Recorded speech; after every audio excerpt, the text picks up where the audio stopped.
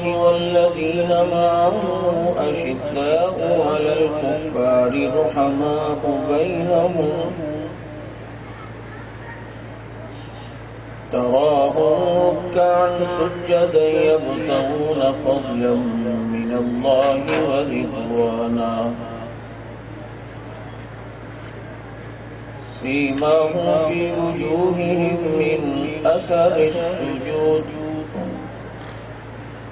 ذلك مثلهم في التوراة ومثلهم في الإنجيل صدق الله مولانا العظيم ونحن على ذلك لمن الشاهدين والشاكرين والحمد لله رب العالمين يا رب صل وسلم دائما أبدا على حبيبك خير الخلق كلهم هو الحبيب الذي ترجى شفاعته لكل هول من الأهوال مقتحم سلام اس پر کہ جس کے گھر میں چاندی تھی نہ سونا تھا سلام اس پر کہ ٹوٹا بوریا جس کا بچھونا تھا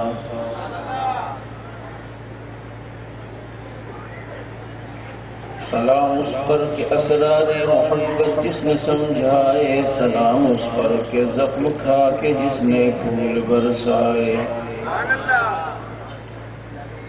سلام اس پر جو امت کے لیے راتوں کو روتا تھا سلام اس پر جو فرش خاک پہ جاڑے میں سوتا تھا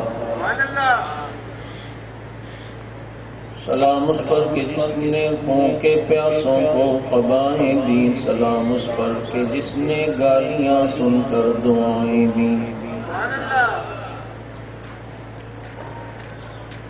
سلام اس پر کہ جس کے نام لیوا ہر زمانے میں سنا سکتے ہیں خالد و حیدر کے افسانے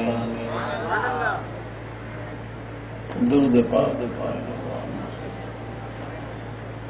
اللهم صل على سيدنا ومولانا محمد وعلى آل سيدنا ومولانا محمد وآله وأصحابه وبارك وسلم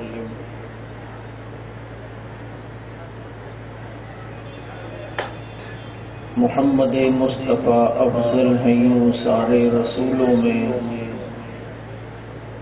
جیسے ہوتا ہے گلاب افضل زمانے بھر کے پھولوں میں کتنا بلند مقام ہے پایا صدیق نے بستر نبی کے ساتھ لگایا صدیق نے زینت کے خزانے کو الماس کہتے ہیں لگے طلب پانی کی اسے پیاس کہتے ہیں یوں تو سب کی پیاس بجھاتا ہے دریا جو دریا کی پیاس بجھائے اسے عمر بن خطاب کہتے ہیں اپنی عزت و افزائی پر تارے بھی گئے جھوم جب نبی نے فرمایا اصحابی کالنجوم اور یہ سچ ہے کہ خطرہ اغیار بہت ہے پر کیا کریں صحابہ سے پیار بہت ہے اگر شرم و حیا پر کوئی دیوان لکھے گا ہے مجھ کو یقین و سیرت عثمان لکھے گا چمن چمن ہے کلی کلی ہے وہ تیرا علی ہے وہ میرا علی ہے کو کم کرو ان کو ایک ہی دفعہ میں سنائی دیں ایسا نو میں ڈاکخانہ بھی کراس کر جاؤں اور ہوم 10 نمبر پہ تو صحیح نہیں ہے واجب الاحترام معزز علماء کرام گرامی قدر سامعین عزیز ساتھی و محترم دوستوں اور معزز بزرگوں رات کا کافی حصہ بیت چکا ہے اور سیرت النبی و عظمت صحابہ کے عنوان پر معنون یہ پروگرام اپنے آخری مرحلے کو طے کر رہا ہے۔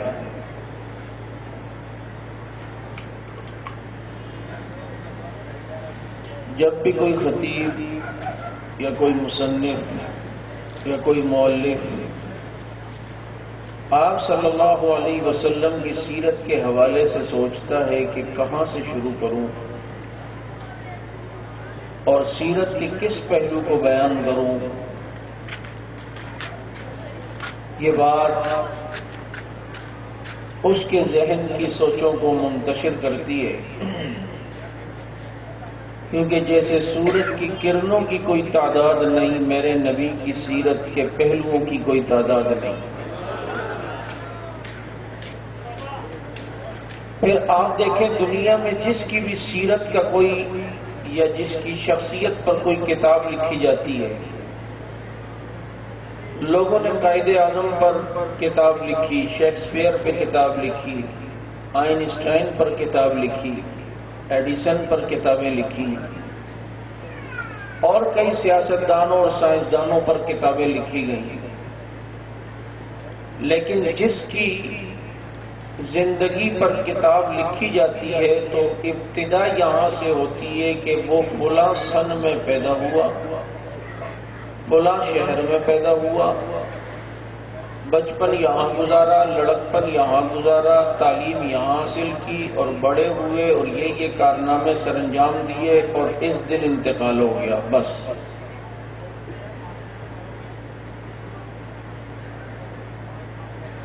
لیکن ہمارے نبی کی سیرت لکھنے والا سوچتا ہے میں ابتدا کہاں سے کروں، نبی کو جو نبوت ملی اعلان نبوت سے پہلے سے ابتدا کروں، بلکہ اس نبی کی سیرت تو اتنی وسیع ہے کہ اس کی پیدائش سے پہلے سے ابتدا کروں، بلکہ اس سے بھی آگے بڑھ کر کہتا ہوں کہ اس نبی کی سیرت کو لکھنے والا بولنے والا سوچتا ہے کہ جب دنیا نہیں بنی تھی اس وقت سے نبی کی سیرت کی ابتدا کروں۔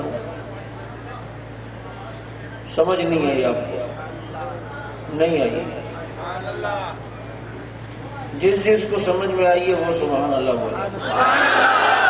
تو یہ پہلے بول لیتے تو مجھے اتنے ذہنی تکلیف نہیں ہوتی، میں ویسے ہی بہت تھکا ہوا اس ٹائم بیٹھا ہوں۔ کل بھی آپ کو پتہ ہے رات جلسہ دیر سے تھا، پھر فجر کے بعد آرام کا وہ موقع نہیں ملا، پھر جمعہ تھا، پھر قائد محترم کراچی آئے ہوئے تھے، وہ مصروفیت، ابھی ایک جگہ درس دے کے پھر یہاں آ رہا ہوں۔ اور یہ حقیقت ہے کہ مجمع بازوق ہونا تو ہماری تھکاوٹیں بھی ہم بھول جاتے ہیں،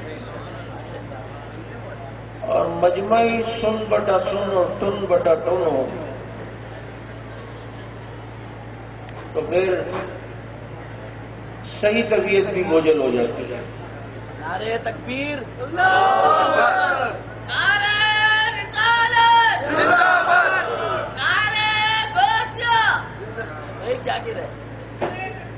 اب رسول اللہ صلی اللہ علیہ وسلم کی سیرت کی ابتدا کہاں سے کریں یہ ہم سوچتے ہیں کہ دنیا بننے سے پہلے بھی اس نبی کا تذکرہ ہے، پھر جب دنیا بن گئی تو پھر بھی اس نبی کا تذکرہ ہے، اور جب وہ آ گئے تو پھر تو تذکرہ ہی صرف ان کا ہے، اور اب دنیا سے چلے گئے تب بھی تذکرہ ان کا ہے، اور جب یہ دنیا ختم ہو جائے گی تو تب بھی تذکرہ انہی کا ہے۔ یعنی ایسی شخصیت اللہ نے ہمارے نبی کی بنائی کہ ابھی دنیا بنی نہیں۔ وَإِذْ أَخَذَ اللَّهُ مِيثَاقَ النَّبِيِّينَ لَمَا آتَيْتُكُمْ، اللہ نے عالم ارواح میں تمام نبیوں کی روحوں سے وعدہ لیا کہ اگر تمہارے زمانے میں میرا نبی آ جائے آخری تو اب تمہیں اپنے کلمے چھوڑنے ہوں گے اور اس نبی کا کلمہ پڑھنا ہوگا۔ اے آدم تمہارا کلمہ لا الہ الا اللہ آدم صفی اللہ ہوگا، موسیٰ تمہارا کلمہ لا الہ الا اللہ موسیٰ کلیم اللہ ہوگا، عیسیٰ تمہارا کلمہ لا الہ الا اللہ عیسیٰ روح اللہ ہوگا، ابراہیم آپ کا کلمہ لا الہ الا اللہ، ابراہیم خلیل اللہ ہوگا، اسماعیل آپ کا کلمہ لا الہ الا اللہ، اسماعیل ذبیح اللہ ہوگا۔ لیکن اگر تمہارے زمانوں میں سے کسی کے زمانے میں میرا نبی آئے تو اب اپنا کلمہ چھوڑ کر محمد الرسول اللہ پڑھنا ہوگا۔ اگر ابراہیم کے دور میں آ جائے تو اب ابراہیم خلیل اللہ نہیں پڑھا جائے گا، بلکہ لا الہ الا اللہ محمد الرسول اللہ پڑھا جائے گا۔ موسیٰ کلیم اللہ نہیں پڑھا جائے گا، بلکہ اگر نبی آ گئے تمہارے زمانے میں تو اب لا الہ الا اللہ موسیٰ کلیم اللہ کے بجائے لا الہ الا اللہ محمد الرسول اللہ پڑھنا پڑے گا، کیونکہ باقی نبیوں کی مثال ستاروں کی ہے، میرے نبی کی مثال سورج کی ہے۔ جب سورج آ جائے پھر ستاروں کی ضرورت نہیں ہوتی۔ یہی وجہ ہے آسمان نبوت پر مختلف اوقات میں انبیاء علیہ السلام ستارے بن کے چمکتے رہے۔ کسی ستارے کو آدم کہا، کسی ستارے کو موسیٰ کہا، کسی ستارے کو نوح کہا، کسی ستارے کو ابراہیم کہا، کسی ستارے کو اسماعیل کہا، کسی ستارے کو عیسیٰ کہا۔ یہ سارے ستارے اپنے اپنے دور میں جب چمکے ہیں، تمہارے آسمان پر بھی ستارے چمکتے ہیں، لیکن جب صبح کو سورج اکیلے طلوع ہو پھر ستارے کی ضرورت نہیں ہوتی۔ یوں ہی آسمان نبوت پر انبیاء بمثل ستارے بن کے چمکے، تو پھر اللہ نے آسمان نبوت کے سورج کو طلوع کرنے کا فیصلہ کیا۔ چنانچہ جب عبداللہ کے آنگن میں، آمنہ کی گود میں، عبد المطلب کے گھر میں وہ نبی سورج بن کے آیا تو رب نے بھی اعلان کر دیا، ما کان محمد ابا احد من رجالکم ولکن رسول اللہ وخاتم النبیین۔ وہ لوگوں جیسے یہ سورج آئے تمہارے یہاں ستاروں کی ضرورت نہیں آتی۔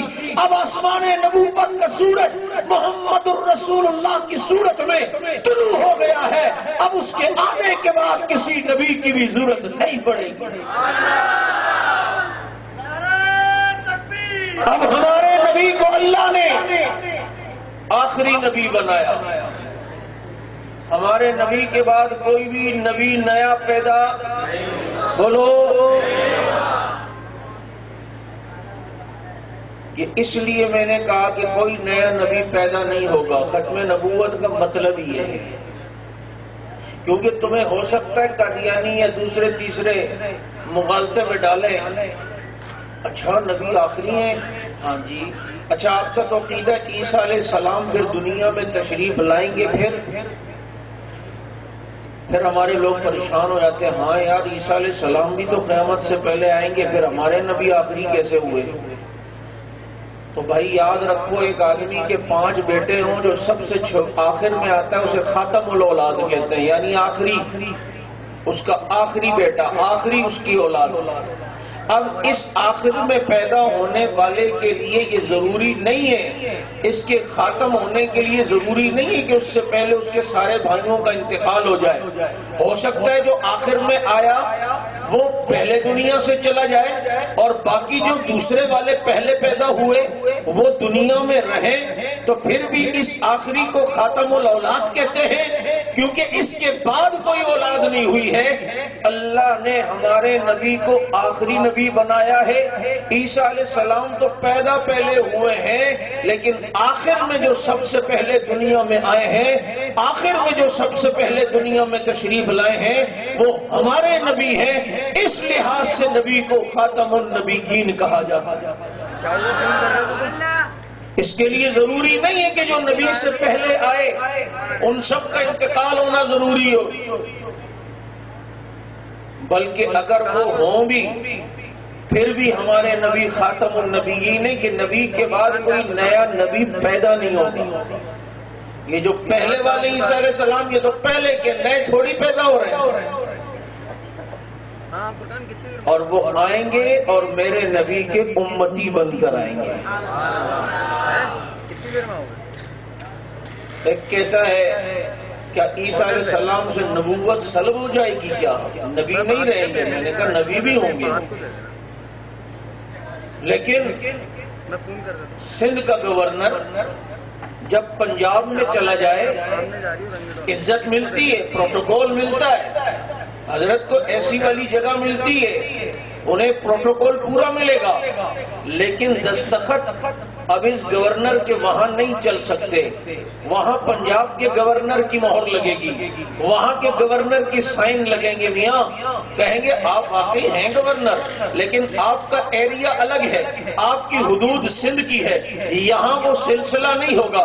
میں نے کہا عیسیٰ علیہ السلام آئیں گے، لیکن چونکہ آئیں گے ہمارے نبی میں، ہمارے نبی کے دور میں، تو نبی ہوں گے، پروٹوکول ہوگا، عزت ہوگی، احترام ہوگا، لیکن سکہ محمد الرسول اللہ کا چلے گا، کلمہ محمد الرسول اللہ کا چلے گا، شریعت محمد الرسول اللہ کی چلے گی، دستخط نبی کا چلے گا. کامیابی کی علامت اور کنجی وہ میرے نبی کا اتباع ہوگا. عیسیٰ علیہ السلام کا پروٹوکول، نبوت ایک ان کا اہتمام، ان کی عزت اپنی جگہ، لیکن اگر شریعت چلے گی تو شریعت مصطفی چلے گی. دین چلے گا تو دین محمدی چلے گا، کیونکہ میرے نبی وہ عظیم پیغمبر ہیں کہ ابھی دنیا نہیں بنی، اللہ نے سارے نبیوں سے وعدہ لیا، اور جب یہ نبی دنیا میں آئے نہیں، دنیا بن گئی، تو ہر نبی کی زبان پہ میرے نبی کا تذکرہ، ہر نبی کی زبان پر میرے نبی کا تذکرہ، کہ آخر میں ایک آئیں گے، ایک آئیں گے، آخر میں ایک آئیں گے، آئے آخر میں، لیکن تذکرہ سب کی زبان پر کیوں؟ اہمیت دلانا. مہمان خصوصی اسٹیج پہ آخر میں آتا ہے، لیکن اس سے پہلے کئی مقرر ہوتے ہیں، وہ کہتے ہیں بھائی ہم تو بطور تمہید کے آئے ہیں، آخری اور اصل بیان تو حضرت کا ہوگا جو آنے والے ہیں. پھر دوسرا خطیب آتا ہے، وہ کہتا ہے میں تو بطور تمہید کے جملہ معترضہ کے طور پہ آ گیا ہوں، لیکن آخری خطاب جو ہوگا وہ آخری خصوصی کتاب تو حضرت کا ہوگا. مجمع دیکھتا ہے، سنتا ہے اور کہتا ہے یار یہ آخر میں کون ایسے شخصیت آ رہی ہے کہ جس کا تذکرہ ہر خطیب کر رہا ہے. یوں دنیا کے ذہنوں میں تجسس پیدا کرنا تھا اور اس نبی کی اہمیت بٹھانی تھی. اس لیے ہر نبی نے کہا آخر میں ایک آئے گا، آخر میں ایک آئے گا، وہی نبی ہوگا جو خاتم النبیین بھی ہوگا، جو امام الانبیاء بھی ہوگا، جو نبیوں کا بھی نبی ہوگا، جو رسولوں کا بھی نبی ہوگا. پھر جب وہ نبی آئے تو ان کے آنے سے پہلے سورج چمکتا تھا اور سمجھتا تھا کہ مجھ سے زیادہ کوئی چمک والا نہیں، چاند چمکتا تھا اور وہ سمجھتا تھا مجھ سے زیادہ کسی کی روشنی نہیں. تاروں کو اپنی تابانی پہ ناز تھا، پھولوں کو اپنی مہک پہ ناز تھا، ساز کو اپنے دمک پہ ناز تھا، بہتر کھیتوں کو اپنی لہج پہ ناز تھا. لیکن جب میرے پیغمبر آئے ان کی پیشانی اور چہرے کی چمک کو دیکھ کر سورج کی چمک بھی مرجھا گئی، ان کی پیشانی کی دمک کو دیکھ کر چاند کی چاندنی بھی شرما گئی، ان کے دانتوں کے چمک کو دیکھ کر پیروں کی تابانی بھی شرما گئی. پھولوں کو اپنی مہک و خوشبو پہ بڑا ناز تھا، نبی کے پسینے کی خوشبو کو دیکھ کر ان پھولوں کی خوشبو بھی مرجھا گئی. وہ ساری کی ساری کائنات پر، سارے حسینوں پر چھا گئے، سارے جمیلوں پہ چھا گئے. کسی منچلے نے جبھی تو کہا کہ صحن چمن کو اپنی بہاروں پہ ناز تھا، وہ آ گئے تو ساری بہاروں پہ چھا گئے. اور ابھی آئے نہیں، تذکرہ پہلے. اور سنو لیاقت آباد والوں، نبی کی برکت و فیض اور نبی کے ساتھ رہنے کی یہ برکت ہے کہ نبی کا تذکرہ تو ان کے دنیا میں آنے سے پہلے ہے، لیکن صحابہ کا تذکرہ بھی ان کی پیدائش سے پہلے ہے. میں نہیں کہتا، قرآن کہتا ہے مثلہم فی التوراۃ ومثلہم فی الانجیل. اے نبی تیرے یاروں کا تذکرہ تورات میں بھی ہے، تیرے صحابہ کا تذکرہ انجیل میں بھی ہے.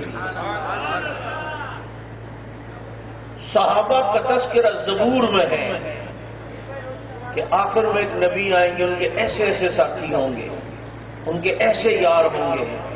جبھی تو فاروق اعظم رضی اللہ تعالی عنہ نے بیت المقدس فتح کیا، بیٹھے ہیں، ایک بوڑھا یہودیوں کا عالم آیا جس کی بھویں بھی لٹک رہی تھیں. حضرت عمر کو ایک پرچہ دیا.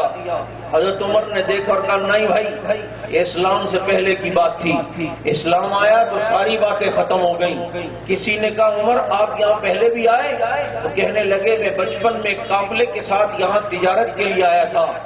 اسی عالم عیسائیوں کے اس راہب نے مجھے پکڑا تھا, یہودیوں کے اس عالم نے, اور مجھے کہا کہ کہاں کے ہو؟ میں نے کہا مکہ کا. تو کہا تمہارا نام کیا ہے؟ میں نے کہا عمر. کہا تمہارا قبیلہ کون سا ہے؟ تو میں نے کہا تھا قریشی. اس نے کہا کہ یہاں لکھ دو اگر یہاں کے حکمران تم بنے تو میں تمہیں یہاں سے نہیں نکالوں گا. عمر کہتے میں نے اس کو کہا تیرا دماغ ٹھیک ہے؟ میرا باپ مجھے بکریاں دیتا ہے, مجھ سے بکریاں سنبھالی نہیں جاتی اور میں یہاں کا حکمران بنوں گا؟ اس نے کہا یا تو لکھو یا تجھے چھوڑوں گا نہیں. عمر کہتے میرا قافلہ آگے نکل رہا تھا, میں نے اس کو مجبوراً لکھ کر دے دیا. آج یہ جب یہاں آیا ہے تو اس نے یہ پرچہ مجھے دکھایا ہے, کیونکہ اس وقت اس نے کہا تھا ہماری کتابوں میں یہ لکھا ہے یہاں آخر زمانے میں ایک نبی آئیں گے, اس کا ایک صحابی ہوگا, اس کی یہ نشانی اور علامتیں ہوں گی اور وہ بیت المقدس کو فتح کرے گا. اور عمر وہ نشانیاں مجھے تجھ میں نظر آ رہی ہیں. عمر پیدا بعد میں ہوا ہے, عمر کے خلافت کے تذکرے تورات و انجیل میں پہلے ہوئے. آج کوئی عمر کی خلافت کو نہیں مانتا تو نہ مانے. اس کے نہ ماننے سے عمر کی شان میں کون سی کمی آئے گی؟ اور جسے پتہ ہی نہیں اپنے باپ کا وہ کیا بگاڑ لے گا عمر بن خطاب کا. یہ نہیں مانتا نہ مانو. عمر کو تو تورات و زبور نے مانا, انجیل نے مانا. نبی کا ذکر تو پہلے ہے, نبی کے صحابہ کا ذکر بھی پہلے ہے, پیغمبر کا ذکر بھی پہلے. میں کہا کرتا ہوں طبہ نام کا ایک بادشاہ تھا یمن کا, اس کا بیٹا مدینہ منورہ میں آیا تو قتل ہو گیا. اس وقت مدینے کو یثرب کہا جاتا تھا. تو طبہ اپنی پوری فوج لے کر یمن سے ہاتھیوں کے ساتھ مدینہ منورہ میں چڑھائی کرتا ہے. تو یہود کے کچھ علماء آڑے آئے. اس نے کہا طبہ, انہوں نے کہا طبہ تو کیا چاہتا ہے؟ اس نے کہا میں شہر کو صفحہ ہستی سے مٹا دوں گا جہاں میرا بیٹا قتل ہوا. تو یہود کے علماء نے کہا طبہ اس شہر کو تو نہیں مٹا سکتا. اس نے کہا میرے لیے کیا مشکل ہے, کیوں نہیں مٹا سکتا؟ ان یہود کے علماء نے کہا ہماری کتابوں میں یہ لکھا ہے کہ آخر میں ایک نبی آئیں گے اور اس نبی نے ہجرت کر کے اسی جگہ پر آنا ہے, لہذا تو اس شہر کو ختم نہیں کر سکتا جہاں آخر میں ایک نبی نے آنا ہے. طبہ کے دل میں میرے پیغمبر کی محبت آ گئی, حالانکہ ابھی نبی دنیا میں آئے نہیں تھے. تو طبہ نے نبی کی شان میں اشعار پڑھے, شہدت علی احمد انہ من بارئ النسم, میں اس احمد پر ایمان لایا جو بعد صبا بن کر آئے گا. اور پھر اس نے کہا فلو مد عمری الی مدہ لکنت وزیرا لہ وابن عمی, اگر وہ نبی میری زندگی میں آ گیا تو میں اس نبی کا چچا زاد بھائی بنوں گا, میں اس نبی کا وزیر بنوں گا. وجاہدت بالسیف اعداءہ, اور میں اس نبی کے دشمنوں سے تلوار سے مقابلہ کروں گا. وفرجت عن صدرہ کل غم, میں اس نبی کے سینے سے سارے غم نکال لوں گا. پھر طبہ نے نبی سے اتنی محبت کا اظہار کیا, اسی لیے البدایہ میں لکھا ہے کہ نبی نے فرمایا لا تسب طبہ, کہ طبہ کو گالی نہ دیا کرو کہ طبہ مجھ پر ایمان لے آیا تھا. چنانچہ طبہ نے گھر بنایا اور گھر بنا کر کہا جب بھی وہ نبی یہاں ہجرت کر کے آئے نبی اسی گھر میں ٹھہرے. طبہ نے وہ چابی ایک شخص کو دی اور کہا تو مرنے لگے تو اپنے بیٹے کو وصیت کر کے یہ چابی دینا. وہ مرنے لگے, وہ اپنے بیٹے کو وصیت کرے کہ اس گھر میں وہ نبی آئے گا.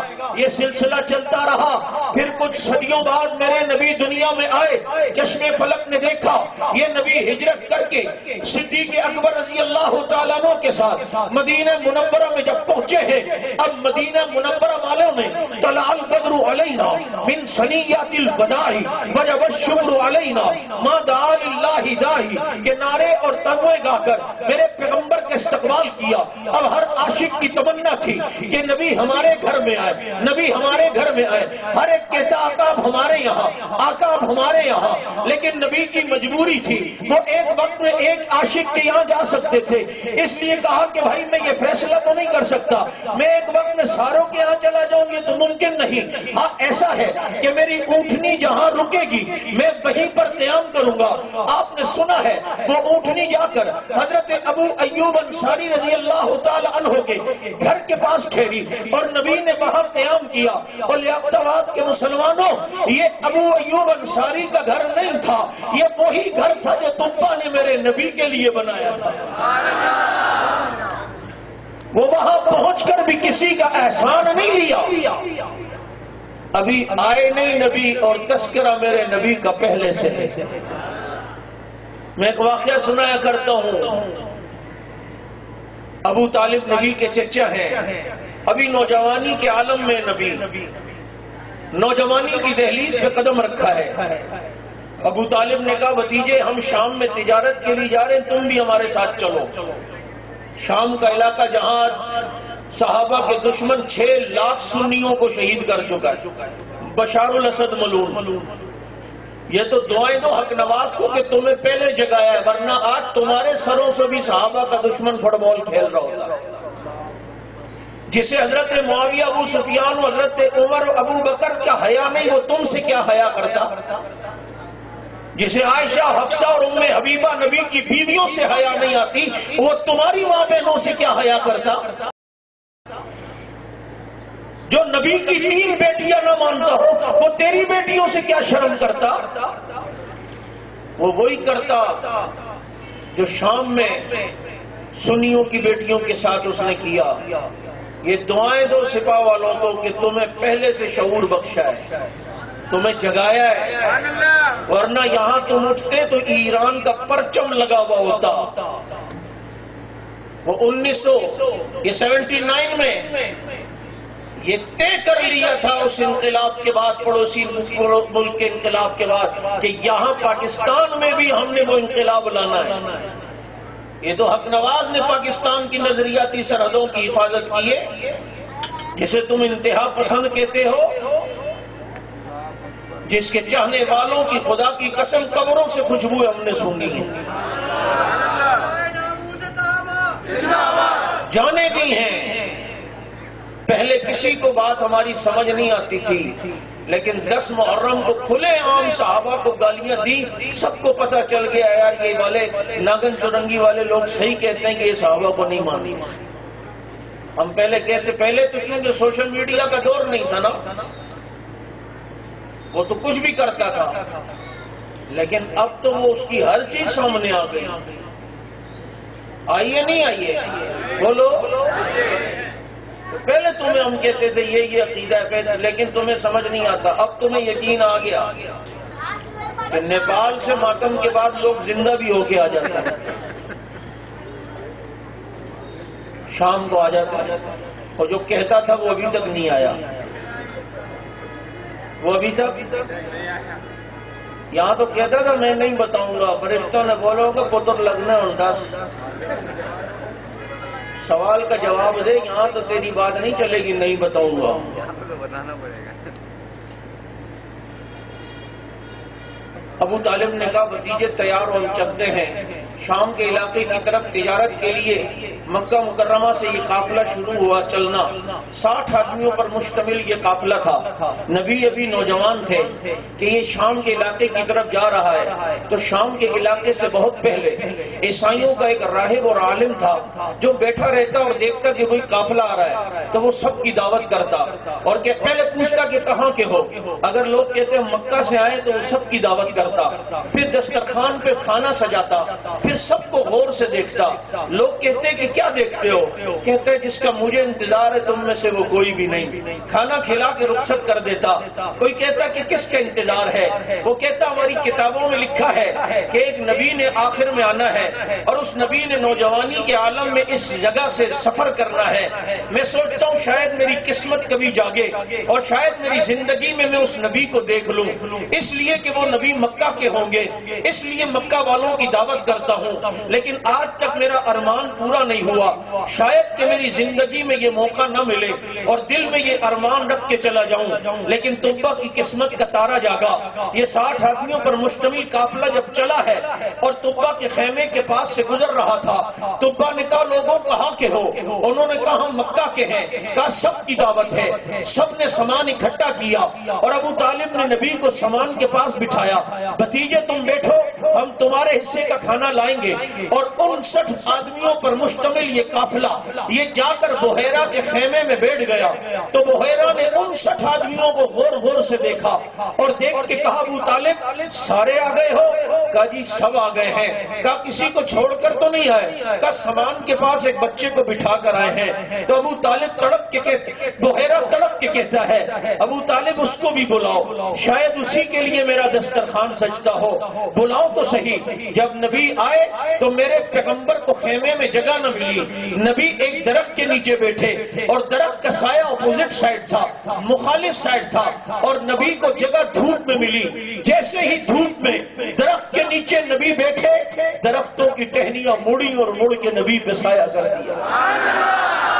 جب درختوں کی ٹہنیوں نے نبی پہ سایہ کیا تو بحیرہ حیران ہو گیا اور کہا ابو طالب اس بچے کو چھوڑ کر آئے تھے جس کے لیے رب نے سائے کا نظام بدل دیا، یہ کس کا بچہ ہے؟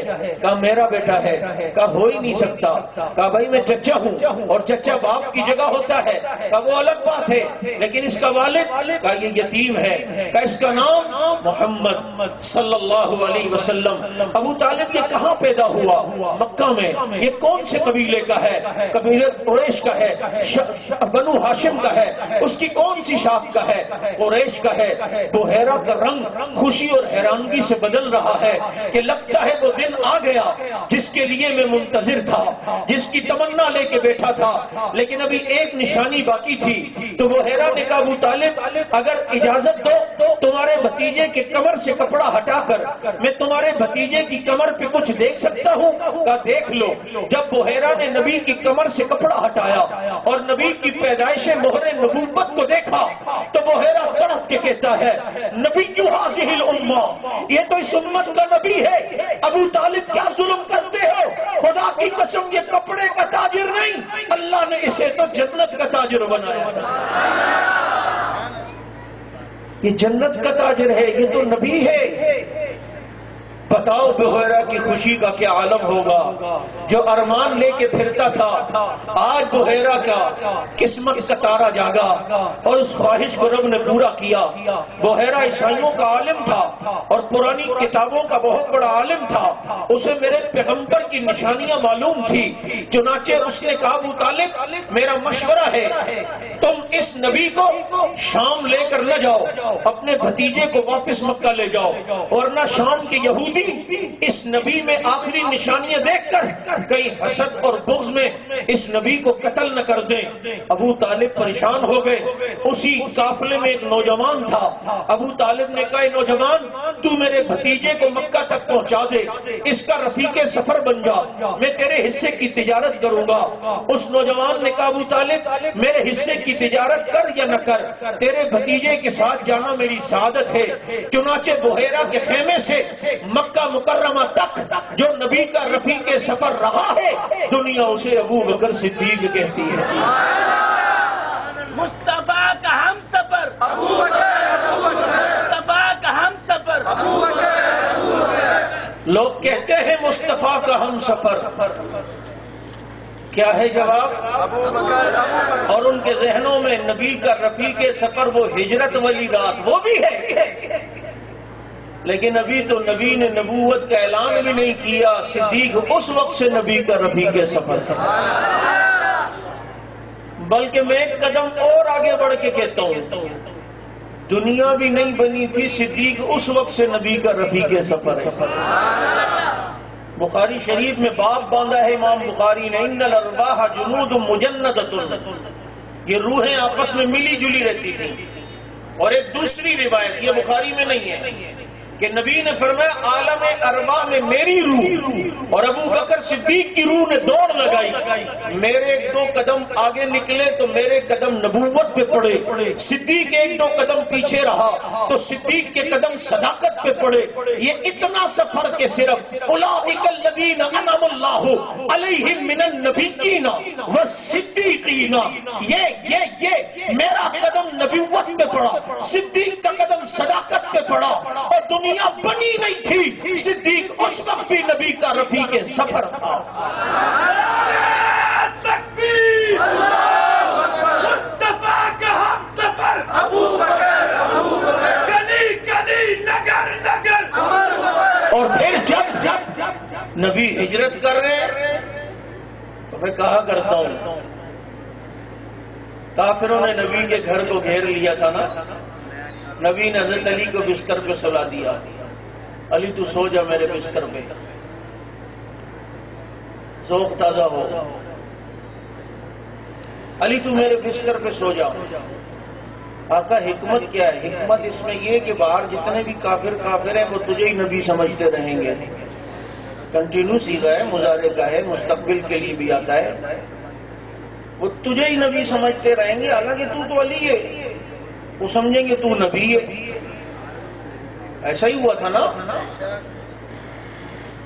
اب نبی نے یوں مٹی اٹھائی اور یوں پھینکی، باہر جتنے بھی کافر تو ان کی آنکھوں کی لائٹیں بند کر دی اللہ نے. بس اس وقت سے لائٹ بند کرنا اس نے مذہب بنایا.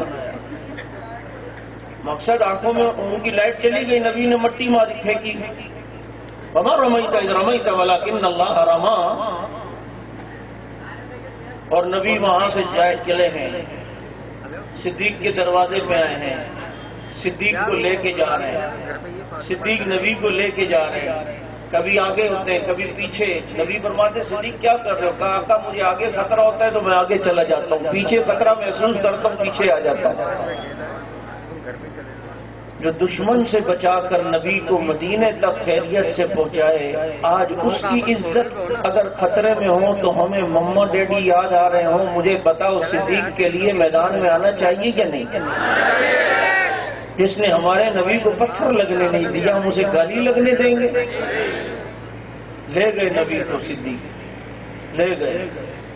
مجھے کہتا ہے صدیق خلافت لے گیا. میں نے کہا چھوٹی چیز ہے، وہ تو جفی مار کے نبی کو ہی لے گیا ہے. تیری سوئی ابھی تک اسی جگہ اٹکی ہوئی ہے. اور پھر لے کے گئے ہیں اتنی بلندی پر غار سور پہ، اپنے کندھوں پہ بٹھا کے، اور جا کے غار کی صفائی کی ہے اور اپنی گود میں نبی کا سر لائے ہیں. نبی کا سر مبارک صدیق کی گود میں. میں ایک جملہ کہا کرتا ہوں کہ شاید صدیق نے کبھی دعا کی ہو کہ ربا میری ریشم کی دکانیں تھی، میں نے نبی کی جھولی میں ڈال دی، بیٹی نکاح کر کے نبی کی جھولی میں، تبوک میں اعلان ہوا تو اپنی سوئی تک لا کے نبی کی جھولی میں. ربا میرا جو کچھ تھا میں نے تیرے محبوب کی جھولی میں ڈالا، مجھے بھی تو کچھ دینا.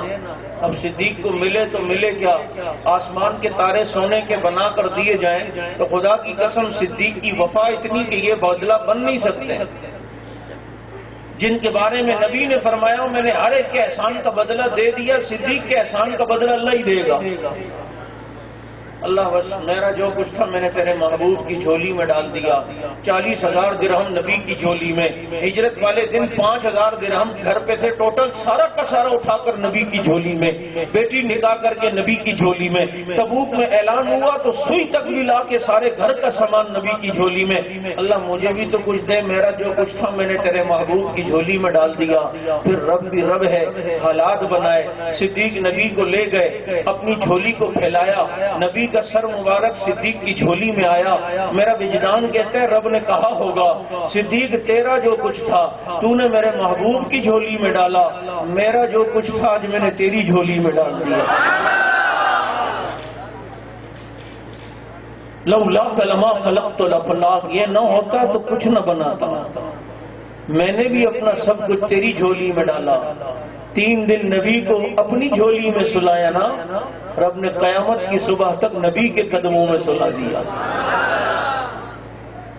کتنا بلند مقام ہے پایا صدیق نے، بستر نبی کے ساتھ لگایا صدیق نے، اور آج تک وہ نبی کے ساتھ ہیں، قیامت میں بھی حضرات شیخین نبی کے ساتھ اٹھیں گے۔ نبی ایک دفعہ آئے، ایک طرف حضرت ابو بکر صدیق کا ہاتھ پکڑا، ایک طرف حضرت عمر رضی اللہ عنہما، اور فرمایا لوگوں ہم قیامت سے دن قبر کے اندر سے بھی ایسے ہی اٹھیں گے۔ اب پیشن گوئی نبی فرما دیں تو مجھے بتاؤ وہ پوری ہوتی ہے یا نہیں ہوتی؟ اب یہ جو ایرانی اور دوسرے تیسرے کوششیں کر رہے ہیں مدینے پہ قبضہ کر کے حضرات شیخین کی قبریں وہاں سے ان کی لاشیں نکالے، نعوذ باللہ۔ وہ ایک بدبخت کی ویڈیو بھی ہے نا جو کہتا ہے کہ وہاں سے نکالیں گے، تیرا باپ بھی نہیں نکال سکتا۔ تو قیامت کی صبح تک نبی کے ساتھ ہیں۔ یہ حلب کے کچھ لوگ رافضی آئے تھے اور مدینہ منورہ میں جو امیر تھا اسے بہت پیسے دیے۔ یہ 6 ہجری کی بات ہے، غالباً 6 صدیوں بعد۔ اس نے متولی مسجد نبوی کو کہا کہ آج رات میرے مہمان آئیں گے، تم نے کچھ بھی نہیں کرنا، بس وہ جو کچھ کرے ان کو کرنے دیں۔ چنانچہ ان کے ارادے تو وہاں سے ان حضرات کی میتیں نکالنی تھی۔ اب جب یہ آئے، انہوں نے ہاتھوں میں پھوڑے پکڑے ہوئے ہیں، کلاڑے پکڑے ہوئے ہیں، گیتیاں پکڑی ہیں، تو مسجد نبوی کا متولی سمجھ گیا کہ کچھ گڑبڑ ہے۔ اس نے دیکھا تو انہوں نے اس پر بھی حملہ کیا۔ اس نے کہا اللہ یہ میرے بس میں نہیں ہے، تو ہی اپنے نبی کے یاروں کو بچائے گا۔ اب یہ وہاں سے چلے ہیں، آج بھی مسجد نبوی میں آپ باب السلام سے داخل ہو تو جو الٹے ہاتھ پر ستون آتے ہیں، اس ستون نمبر 176 سے لے کر 178 تک، یہ 176 سے لے کر 178 تک جو ستون ہے، اگر یہاں سے کبھی آپ قالین اٹھائیں تو یہاں کالے رنگ کی ایک جناب ٹائلوں میں ایک صورت فرش بنا ہوا ہے جو ترکی دور کی حکومت نے بنایا تھا اور نشاندہی کی تھی اس واقعے کی طرف۔ جب یہ لوگ اس ارادے سے آئے، اللہ نے زمین کو پھاڑا اور وہ سارے کے سارے اس میں دھس گئے، سارے کے سارے اللہ نے اس میں دھسا دیے۔ ترکی والوں نے وہاں پر وہ کالے رنگ کا فرش بنا کر بتایا تھا یہاں کالے اندر غرق ہوئے تھے۔ چنانچہ اللہ رب العزت نے یوں اپنے نبی کے یاروں کو بچایا ہے، بچاتا ہے، قیامت کی صبح تک وہ نبی کے ساتھ رہے۔